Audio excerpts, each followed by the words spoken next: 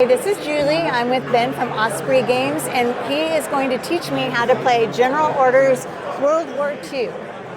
Hey, this is General Orders World War II.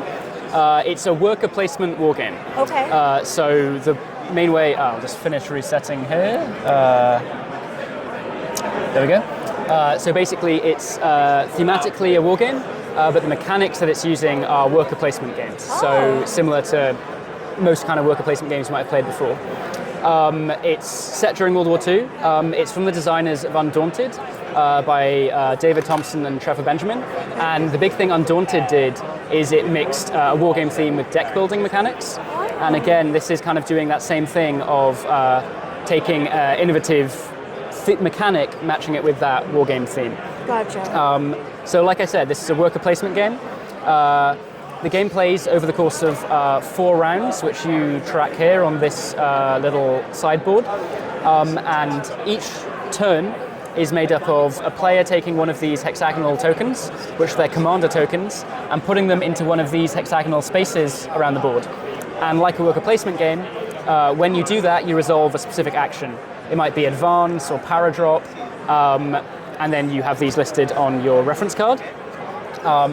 And once that space has been taken, for the rest of that round, someone else can't put a token in that space. Okay. And once I would have done that one time, then the other player would get to put one of their tokens down, and we'd continue alternating that until we'd used all of our commander tokens, these hexagons, and at that point, we'd move the round on, take our commanders back, and do the same thing again. Okay. So I've talked about these commander tokens we have. We also have these round discs, which are our unit tokens, which will be moving around the board.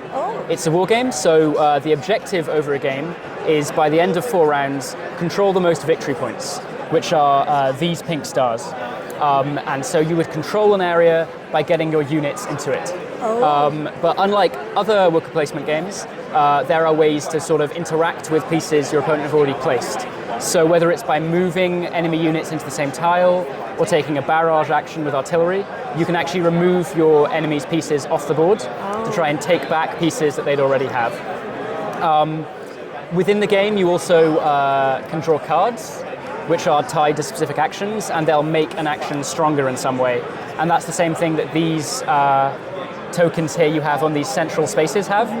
You'll see these spaces are worth more victory points, but they also come with some quite powerful bonuses, which tie into other actions and again make that stronger.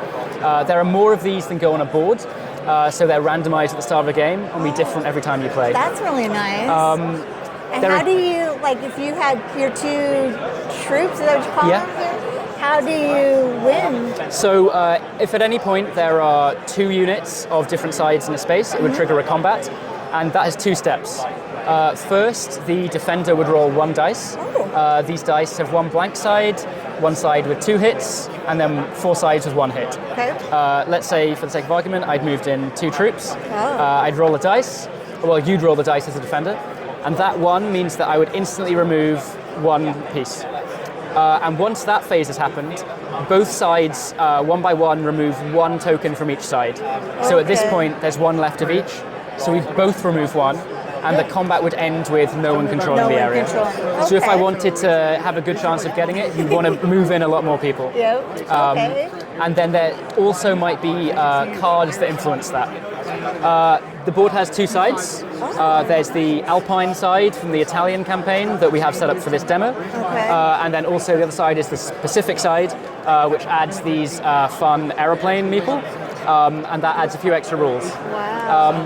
Once you know what all the actions do, it's a really quick playing game. You can play it in 30, maybe 20 minutes, play it a few times back to back.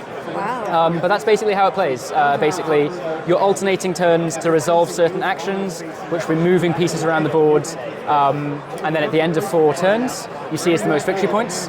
Or there is one other victory condition, which is reach of this HQ space. And if you ever take your enemy's headquarters, that instantly ends the game. Oh, wow. So it's quite risky to try and get your people all the way over there. But if you can manage to do that, that could end the game instantly. Oh my gosh. And in simple turns, that's how it plays. Okay.